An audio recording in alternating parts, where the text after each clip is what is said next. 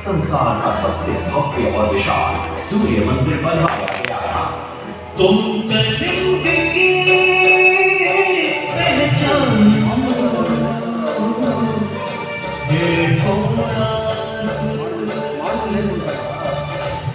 इतिहास का स्वाभिमान ये होना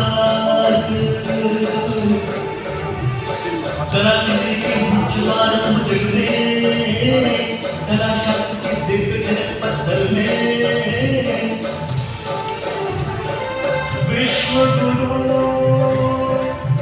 भारत के गौरव आज दया के पात्र हो क्यों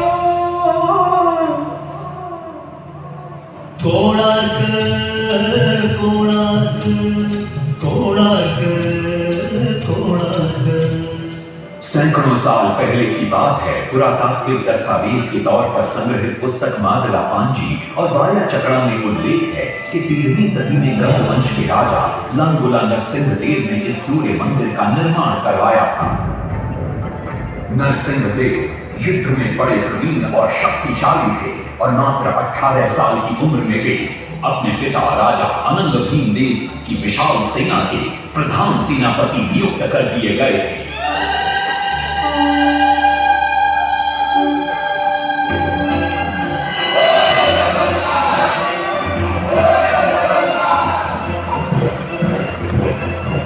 सेनापति बनने के बाद नरसिंहदेव ने अपने कुशल नेतृत्व से दक्षिण के कई आक्रमणकारी राजाओं को युद्ध में हराया।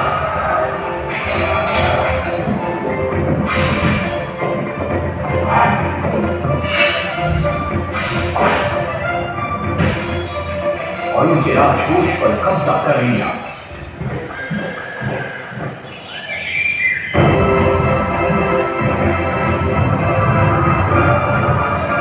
तत्पश्चात उन्होंने विजय पूजा, जिसे आज हम वारंगल के नाम से जानते हैं,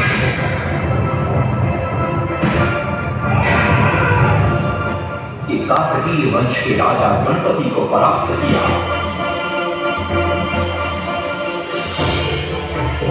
और उनके राजकोष पर भी कब्जा कर लिया। 3 वर्षों तक निरंतर युद्ध के पश्चात जब वे बहुत सारी धन संपदा लेकर गरीब लौटे तो राजमहल में उनका भव्य स्वागत हुआ।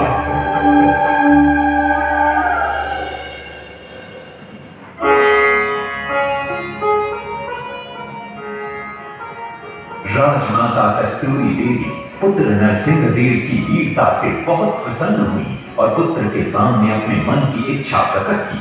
कहा, तुम्हारे पिता ने शंख क्षेत्र पुरी में भगवान जगन्नाथ का भव्य मंदिर बनवाया है।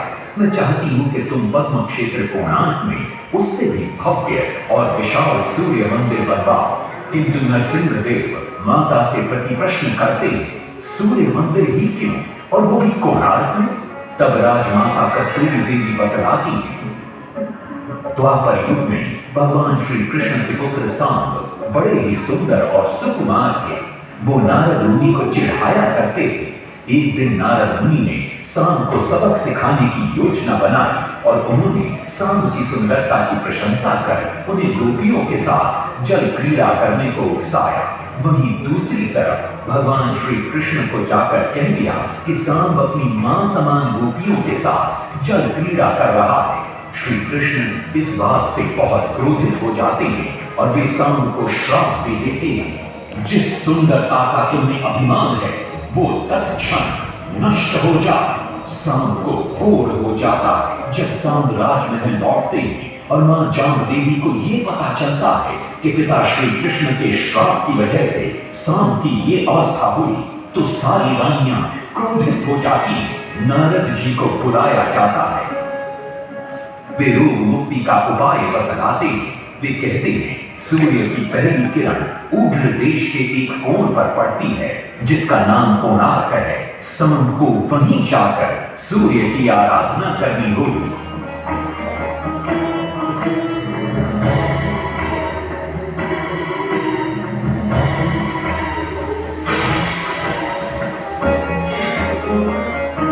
बहुत ही लंबी और कठिन यात्रा के पश्चात सांब अपने सैनिकों और सेवकों के साथ कोणार्क की चंद्रभागा नदी के तट पर पहुंचते हैं और नित्य प्रातः स्नान के बाद सूर्य की आराधना आरंभ करते हैं।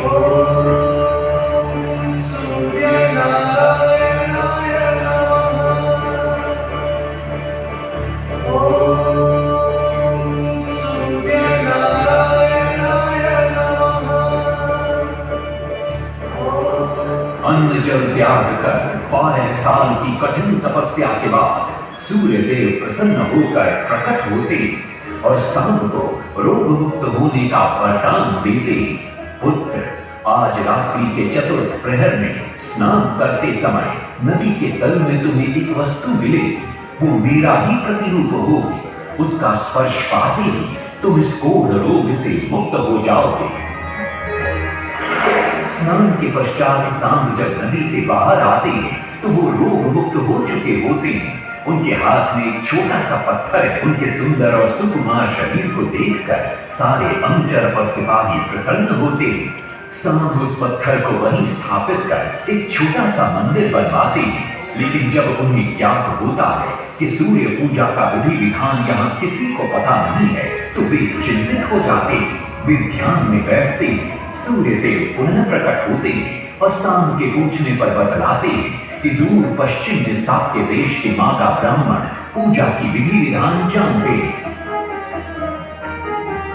सांब साक्य देश की ओर निकल पड़ते हैं जो आज का ईरान है। महीनों की लंबी यात्रा के बाद सांब 18 मागा ब्राह्मण परिवारों को साथ लेकर कोणार्क लौटते हैं और सूर्य मंदिर में पूजा शुरू हो जाती है।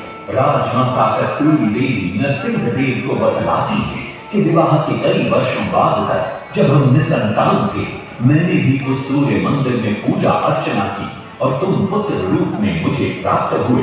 माता की बात सुनकर नरसिंह देव मां को कोणार्क में संसार का सबसे भव्य और विशाल मंदिर बनाने का वचन देते। सदाशिव सामंतराय महापात्र जो शिवई सांतरा के नाम से लोकप्रिय थे, वे अपने सहयोगी बीसु महाराणा के साथ मंदिर का प्रतिरूप बनाते और नरसिंह देव के समक्ष प्रस्तुत करते। नरसिंह देव मंदिर का प्रतिरूप देखकर अभिभूत हो जाते और शीघ्र मंदिर निर्माण कार्य आरंभ करने का आदेश देते। दूर से बड़े-बड़े पत्थर लाए गए, जितने पत्थर डाले गए सारे टूट गए। आग में जो डाला उसमें डाले गए, नहीं पता डाला सारे टूट गए। सिर्फ सांतरा हुए परेशान, किस विधि मंदिर बने। सिर्फ सांतरा हुए परेशान, किस विधि मंदिर बने। एक दिन वे चिंतामग्न कोणार्क लौट रहे थे, तभी उन्हें प्यास महसूस हुई। उन्हें पास ही में एक कुटिया दिखाई पड़ती है जहाँ एक बूढ़ी औरत से उनकी भेंट होती है। शिवई सांतरा पानी मांगते हैं। बूढ़ी औरत पानी के साथ गरम गरम भोजन भी लेकर आती है। वे थाली के बीच में हाथ डालते हैं जिससे उनका हाथ जल जाता है। तब वो बूढ़ी औरत मुस्कुराकर कहती है, तुम तो शिवई सांतरा की तरह बीच से भोजन उठाकर खा रहे हो। ये सुनकर शिवई सांतरा को अपनी भूल का एहसास होता है। माता रामचंद्री ने उपाय सुझाया, समझे शिवई सांतरा।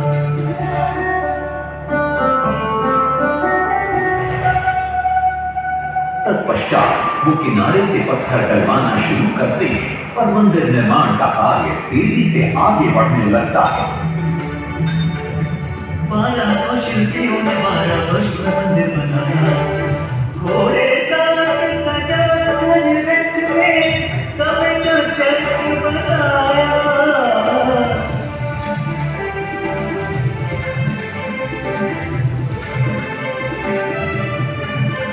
दूसरी तरफ कलिंग के उत्तर के राज्यों के नवाबों के बार बार राज्य पर आक्रमण हो रहे थे। इन आक्रमणों से क्रोधित होकर नरसिंह देव अपनी विशाल सेना को लेकर युद्ध के लिए निकल पड़े।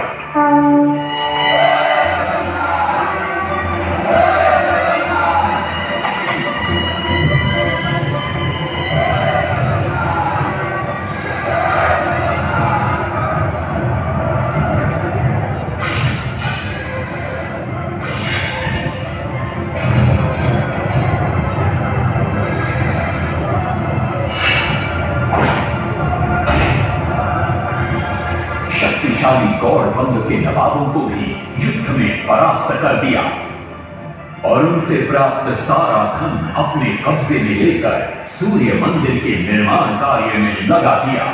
1200 कारीगरों के अथक प्रयास से 12 साल बाद विशाल और भव्य सूर्य मंदिर बनकर तैयार हुआ।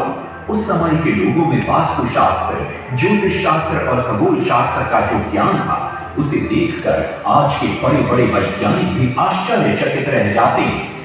कई प्रयासों के बाद भी मंदिर के गुंबद पर कलश स्थापित नहीं हो पा रहा था। क्रोधित नरसिंह देव ने आदेश दिया कि कल प्रातः काल तक यदि कलश स्थापित नहीं हुआ तो सबके सर धड़ से अलग कर दिए जाएंगे। सभी शिल्पकार घोर चिंता में डूब जाते।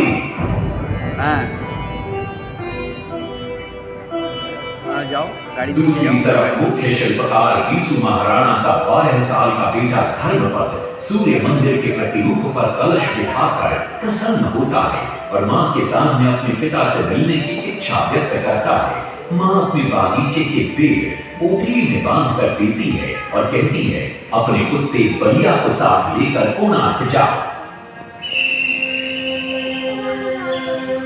बलिया अपने मालिक को पहचान लेता है और बीसू महाराणा से निपट जाता है। धर्मपद अपने पिता को प्रणाम करता है और अपना परिचय देता है। सबको चिंता में देखकर वो अपने पिता से इसका कारण पूछता है। कारण जानकर धर्मपद कहता है, अगर आप आज्ञा दें तो मैं मंदिर के गुंबद पर कलश स्थापित कर सकता हूं। शिवेरी सांतरा धर्मपद को अनुमति दे देती। धर्मपद गुंबद पर चढ़ जाता है और कुछ ही समय के प्रयत्न के पश्चात वो कलश को स्थापित करने में सफल हो जाता है। गुंबद पर कलश स्थापित होते नीचे गर्भगृह में चारों दिशाओं में लगे चुंबकों के आकर्षण से सूर्य महाप्रभु की मूर्ति शून्य में स्थापित हो जाती है। सब धर्मपद को कंधे पर बिठाकर खुशी से नृत्य करने लगते हैं। तभी कुछ कारीगर इसका विरोध करते हुए कहते हैं, अगर सुबह राजा को ये पता लग गया कि इस बच्चे ने कलश को स्थापित किया है तो किसी का बचना संभव नहीं है, इसलिए धर्मपद को मरना होगा। इस बात से शिवेरी सांतरा बड़े क्रोधित हो जाते हैं। भीषण वाद विवाद छिड़ जाता है। ये सब देखकर धर्मपद गहरी चिंता में पड़ जाता है और वो सोचता है कि यदि मेरे जीवित रहने से इन सब का सर काट दिया जाएगा तो इससे अच्छा है कि मैं आत्म बलिदान कर दूं ताकि सबके प्राण बच जाएं। और उसी पल धर्मपद नवनिर्मित सूर्य मंदिर के शिखर पर चढ़ जाता है।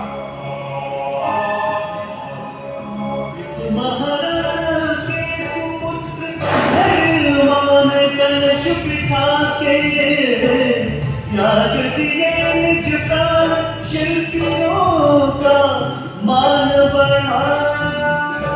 वास्तुशास्त्र के अनुसार बना सूर्य मंदिर। सूर्य उत्तरायण हो दिशा दक्षिणायन हो। सूर्य उदय की आज भी पहले किरण पड़ती प्रभु के ऊपर।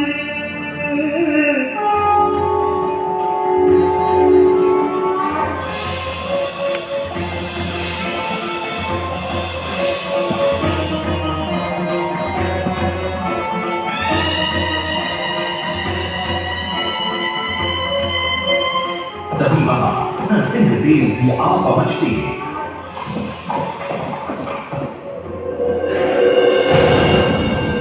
और सूर्य महाप्रभु को शून्य में स्थापित देख वे भी आनंद से भर जाते और शिवेरी सांतरा की भूरी भूरी प्रशंसा करते।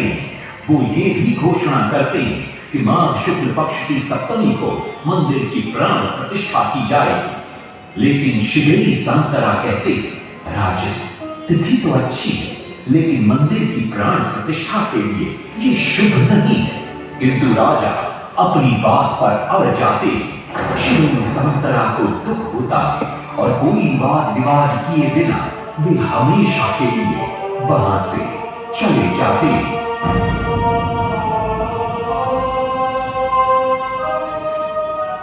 पूर्व निर्धारित तिथि पर मंदिर की प्राण प्रतिष्ठा संपन्न होती है।